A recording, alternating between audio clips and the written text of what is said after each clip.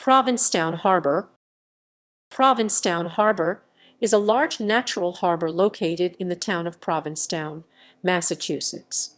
The harbor is mostly 30 to 90 feet 9 to 27 in deep and stretches roughly 1 mile 1.6 km from northwest to southeast and 2 miles 3.2 km from northeast to southwest. One large, deep basin with no dredged channel necessary for boats to enter and exit. A tall green buoy east of Long Point, i.e., the tip of Cape Cod, marks the entrance to Provincetown Harbor from Cape Cod Bay. Geology. Most of Cape Cod was created by the Laurentide Glacier between 18,000 and 15,000 years ago. However, the Provincetown Spit, i.e. the land surrounding Provincetown Harbor from High Head in North Truro through all of Provincetown, consists largely of marine deposits transported from farther up the shore during the last 6,000 years. History. A stone wall discovered in Provincetown in 1805 is thought to have been built by Viking Thorvald Eriksson about AD 1007, when, according to Norse sagas, the keel of Eriksson's ship was repaired in the harbor. Bartholomew Gosnold explored the harbor in 1602, and his mate Gabriel Archer wrote, "The 15th day of May we had again sight of the land, which made a head, being as we thought an island, by reason of a large sound that appeared westward between it and the main, for coming to the west and thereof, we did perceive a large opening, we called it Shoal." John Smith explored the harbor in 1614 and wrote, "Cape Cod is only a headland of high hills of sand overgrown with shrubby pines, hurts, and such trash, but an excellent harbor for all weathers. This cape is made by the main sea on the one side, and a great bay on the other, in form of a sickle." Pilgrims' first landing. Provincetown Harbor was the initial anchoring place of the Pilgrims traveling on the Mayflower in 1620, before they proceeded to Plymouth. Thorell later observed that Smith's description of the harbor may have been less colored by the hardships of transoceanic troubles than the Pilgrims'. Mert's relation describes the harbor as a good harbor and pleasant bay, circled round, except in the entrance, which is about 4 miles 6 km over from land to land, compassed about to the very sea with oaks, pines, juniper, sassafras, and other sweet wood. It is a harbor wherein 1,000 sail of ships may safely ride. There we relieved ourselves with wood and water, and refreshed our. The Mayflower held several different passengers in addition to the Pilgrims on its first transoceanic voyage. Before coming ashore at the extreme northwest corner of the harbor, the Pilgrims and other settlers signed the Mayflower Compact in the harbor on November 11, 1620.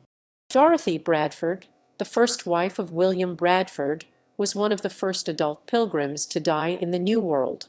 According to the only known written description of her death from close to when it actually occurred, she fell overboard from the Mayflower in Provincetown Harbor on December 17, 1620, and drowned. Peregrine White, the first child born to the Pilgrims in New England, was born while they were in Provincetown Harbor. Village of Long Point. From 1818 until the 1850s, a fishing village existed at Long Point, complete with a post office, schoolhouse, 6 windmills for salt works, and 38 homes for about 200 adults and 60 children. When the families left in the 1850s, they floated their homes a mile across the harbor, where many still stand today. During the American Civil War, the military established defensive artillery battery positions at this location. The Long Point Battery would come to be known as Fort Useless and Fort Ridiculous by the local residents. Today, Long Point is a ghost village, and nothing remains save for the Long Point light, which had been replaced by a new light in 1875. East Harbor. For the better part of modern history, the eastern part of Provincetown Harbor was connected to yet another harbor, historically known as East Harbor. East Harbor was the most protected mooring place in the Outer Cape for boats using Cape Cod Bay and the Gulf of Maine. East Harbor had a 1,000-foot-wide 305 inlet from Provincetown Harbor, as shown in the adjacent map from 1836. Until the late 19th century, there was not a single road leading in or out of Provincetown. The only land route connecting Provincetown to points beyond was along a thin stretch of beach along the shore to the north, locally called the Backshore. A wooden bridge was erected over the East Harbor in 1854, only to be destroyed by a winter storm and ice 2 years later. Although the bridge was replaced the following year, a traveler using it still had to traverse several miles over a sand route, which, along with the Backshore route, would occasionally be washed out by storms. This made Provincetown much like an island, in that it relied almost entirely upon its harbor for its communication, travel, and commerce needs. In 1868 the mouth of the East Harbor was diked to facilitate the laying of track for the arrival of the railroad. The wooden bridge and sand road were finally replaced by a formal roadway in 1877, as shown in the accompanying map from 1887. The East Harbor thus became a lake, connected to Provincetown Harbor only through a culvert in the dike, and in 1910 the U.S. Geologic Survey officially renamed it Pilgrim Lake. In the ensuing years, the dike became clogged with vegetation, beginning a trend of desalination and oxygen depletion that resulted in the demise of native wildlife populations, occasionally in the form of fish kills. In 2004, tidal flow was successfully restored by the National Park Service, working together with other local, state, and federal agencies. In the following year, for the first time since Abraham Lincoln was president, legal-size clams were found in East Harbor. In 2008, the USCS officially renamed Pilgrim Lake, restoring the original appellation of East Harbor. Other history. Landmarks.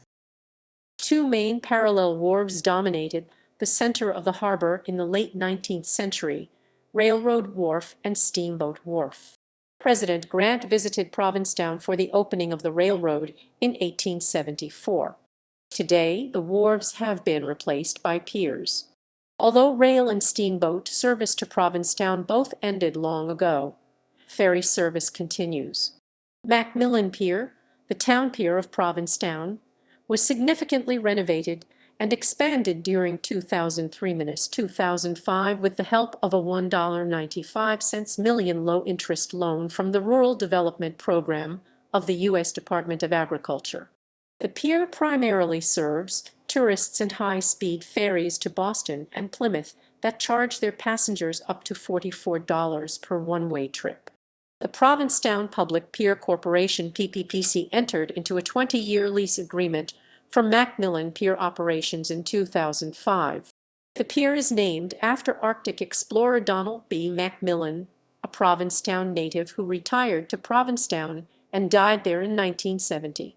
Immediately parallel to Macmillan Pier is Fisherman's Wharf, also known to locals as Cabril's Pier.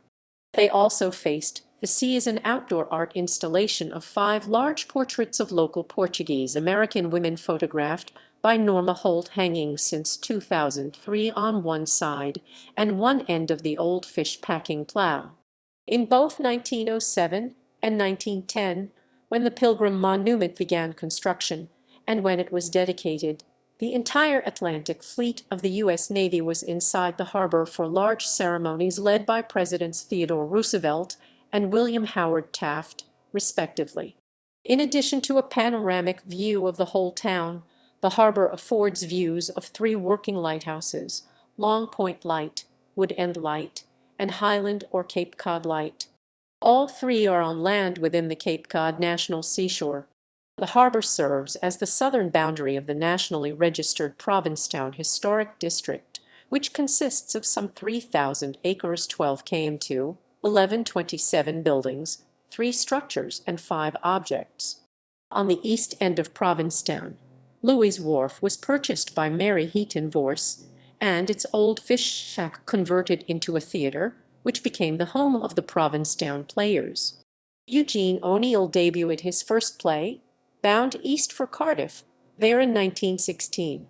Captain Jack's Wharf is on the west end of Provincetown.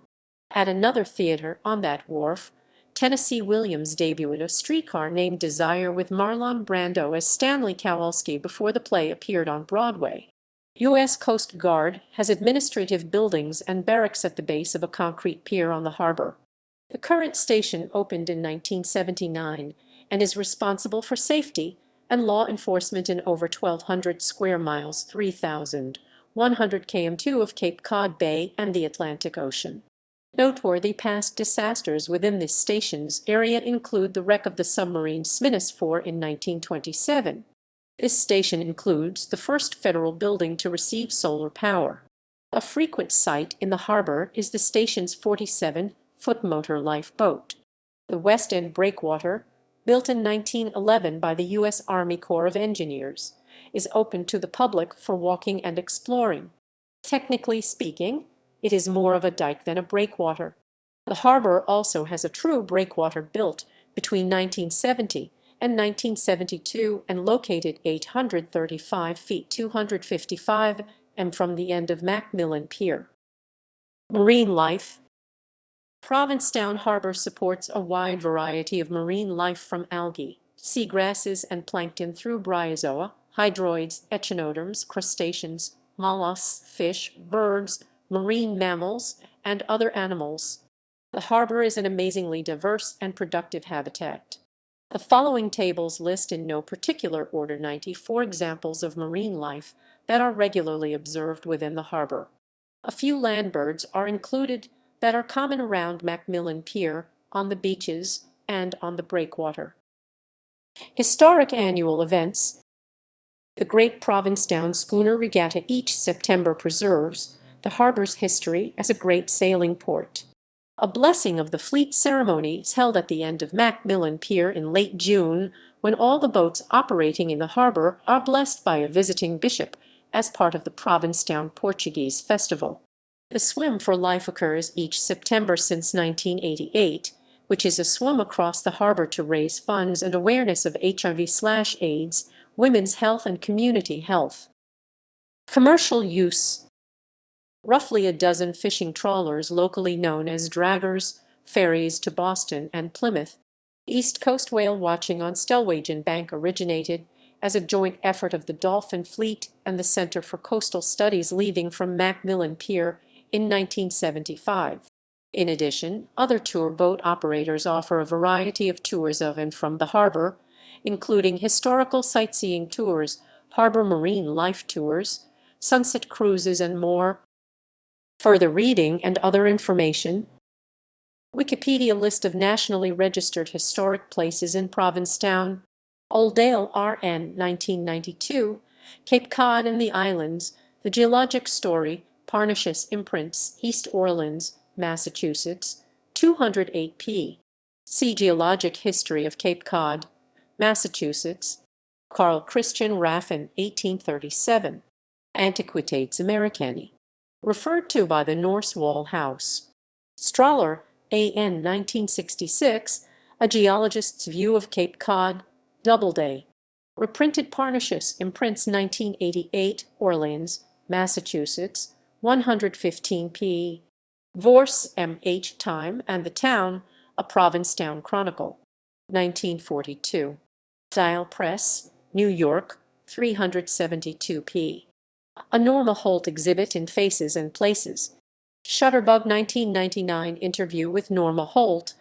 Things to Do compiled by Provincetown Public Pier Corporation. Provincetown Chamber of Commerce has information about annual events, plus tourist information such as cruises and tours of the harbor. Old postcard of Captain Jack's Wharf in West End,